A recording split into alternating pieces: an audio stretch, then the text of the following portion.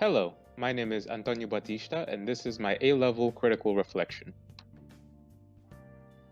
How do your products use or challenge conventions, and how do they represent social groups or issues?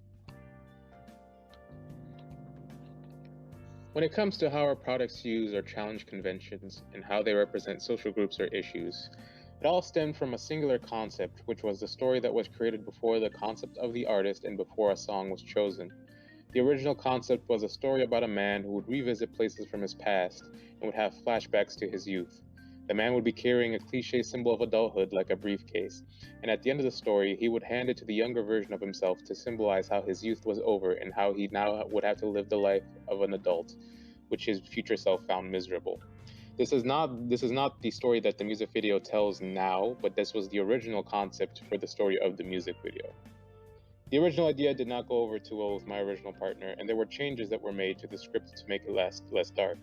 But once me and my partner split up due to scheduling issues and also due to me being on a different campus, uh, I took away the changes that were made, and I kept the original concept when I started working with my new partner. This concept was originally a reflection of how I personally saw the transition from youth to adulthood, but it also highlights a new trend in modern society where pessimism about the future has become more prominent, but is not often addressed. How it affects younger generations, as media seems to portray the prime of their lives, 20 to 50s, would be spent in a dystopian society in which they would be working unfulfilling jobs while letting go of the things they loved in the past because of how they had to grow up, which makes them lose hope and motivation that they will live happy lives in the future. I know that that's a big idea to try to cram into a music video, but I feel like the way we tailored the scenes and how we interjected these ideas into the concept of the artist himself and into the story of the music video, you can kind of see glimpses of these ideas. We started picking a song for the music video, and we went through 20 songs before we found one that we could agree on. The reason we had to look through so many songs is that most of the songs that fit the narrative of the music video were too depressing, and I feel like it would have been too obvious of a message to play something like Perfect Day by Lou Reed or Hurt by Johnny Cash. And the problem we were trying to address were more prominent in the younger generations, so picking a song that's older than 20 years would not really match our target audience unless we tried to go for an audience that was more niche. I considered the possibility of subverting the expectations of the music video by choosing a more upbeat song about being young to highlight the flashback scenes that are in the music video and to contrast the darker scenes, to drive the message of the music video a little deeper. We decided to go with the song Young, Dumb, and Broke by Khaled, which was about how being young and living a life of little commitment is fun, which would highlight the main character's feelings about his past memories. After we had the music video concept and a song, we just needed an artist concept to start producing. Around this time, I partnered up with my new partner Daniel, and he contributed a lot to the concept of our artist Tony, and his and my interests aligned more from a creative perspective. A lot of effort and care was put into the creation of our artists. There's a lot of references and a lot of cultural significance that is jam packed into the artist himself. The artist's name is derived from my nickname, Tony, which is derived from Antonio, and the Japanese word for demon or monster, which was the word oni, and that was a starting point for the fleshing out of the artist. I thought it would be kind of a funny pun, if the word oni was in Tony, and so we decided to mush those two words together. I and my partner were fans of Japanese animation and games which had a prevalent use of these oni creatures, and we were very loosely versed in Japanese mythology, so we decided to do some research and found that this creature perfectly fits the concept I was going for with the music video. In Japanese mythology, a person has to feel a surge of powerful negative emotions to turn into an oni. Oni was originally a word that was used to associate many different ghosts and monsters, but then evolved into the specific word to describe the mythical monster called Oni. In Oni folklore, when an evil enough human dies and is sent to hell, they turn into an Oni, a large or red blue skinned monster with sharp teeth and horns, which is not that different from the demons of Western society. Oni tend to become the punishers of hell, punishing the wicked for their acts that they committed when they were alive. When a person is enveloped and consumed by negative emotions such as anger, greed, pride, or grief, they can also turn into an Oni in the living world. One of the most famous Oni myths is the story of Shuten Doji, a human who was rejected by society for most of his life, who one day decided to put on an Oni mask to scare people at a festival as a prank.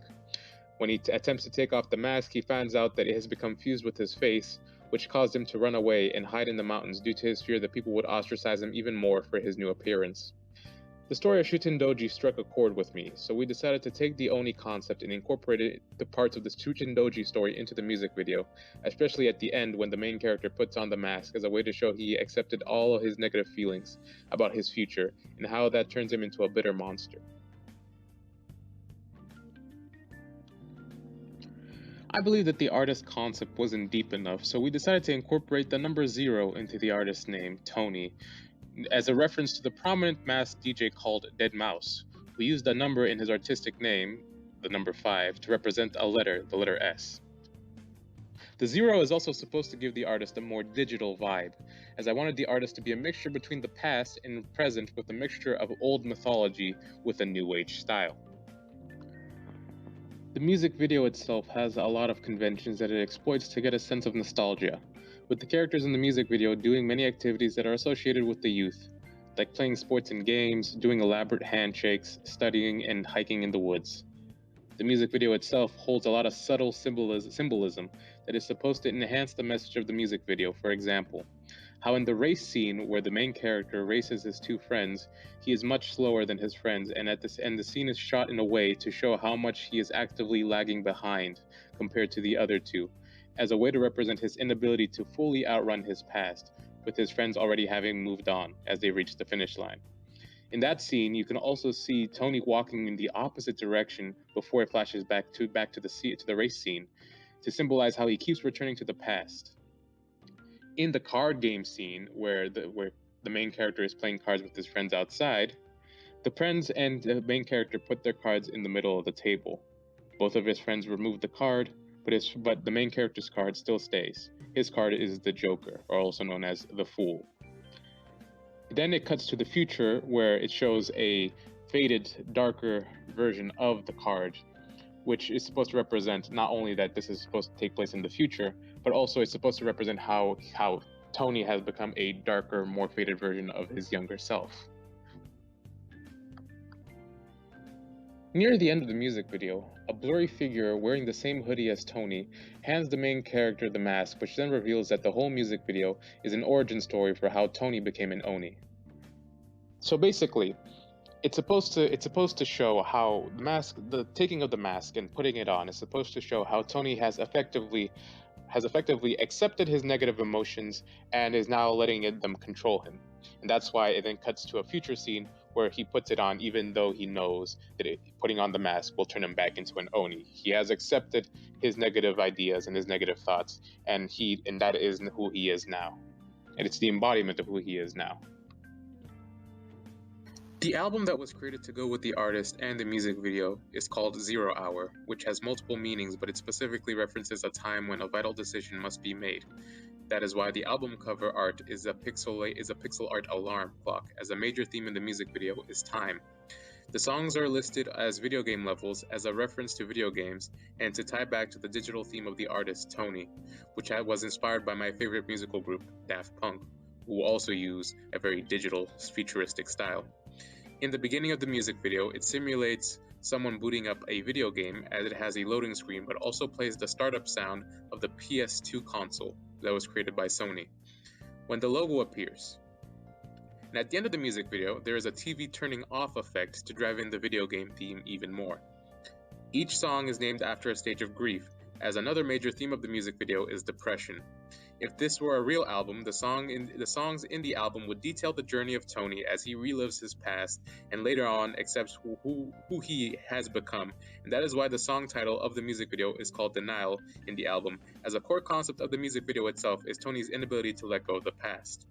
So in the album, starting with the songs,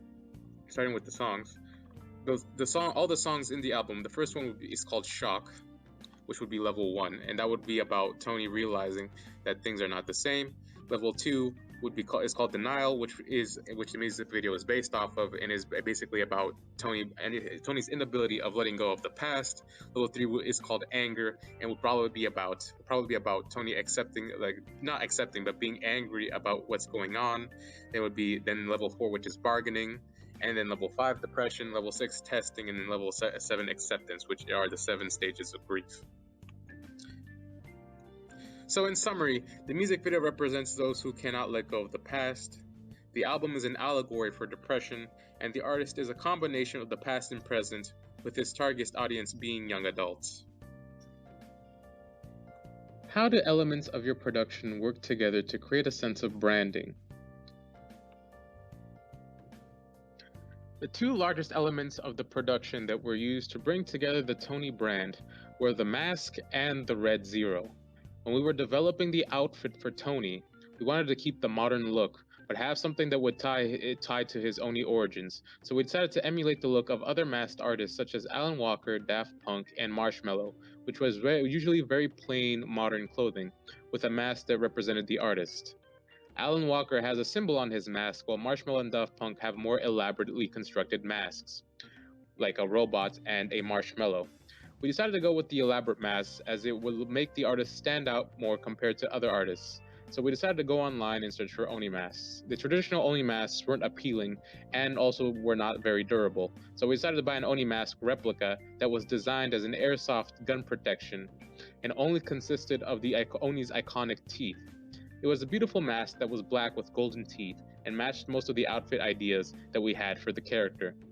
This mask would be perfect to increase the link between Tony and the myth of the Oni, and would help cement his ties to the mythical creature without borrowing too much from the traditional masks themselves. The Red Zero is the symbol that was created to associate Tony and is a reference to the zero in Tony's name. The Red Zero creates ties to the title of the album, which associates it more closely with Tony brand. There's also another reason why I decided to call it 0 Hour, as it could also serve as a reference to the Red Zero, which can be found on the digital clock on the album as being the only number to be lit. The reason it is red is that most Oni were depicted as red, and it's a color that is associated with many negative things like violence, anger, and danger, with the original Oni, which the original Oni were known for. It is also a reference to the red circle in the Japanese flag that symbolizes the rising sun. That is why on the website it is depicted behind a white background to reference Tony's ties to Japanese myth. The Red Zero can be seen on most of the Tony merchandise and on the back of the album, as it is much of a symbol of Tony as the name itself. How do your products engage with the audience, and how would they be distributed as real media products? Tony was created to appeal to the young adult audiences, as the theme of its content is darker and more real in tone than most mainstream popular artists. Tony would still be popular in the mainstream, as the original song Young, Dumb, and Broke was a very popular song when it first released. And Tony's message really appeals to people who like woke culture. Being a modern artist, Tony would definitely use the internet to spread his influence, as he would have his own YouTube account or a channel, which he has, and would probably span through different social medias like Instagram and Reddit, as it would allow him for a much broader scope of people to experience his content.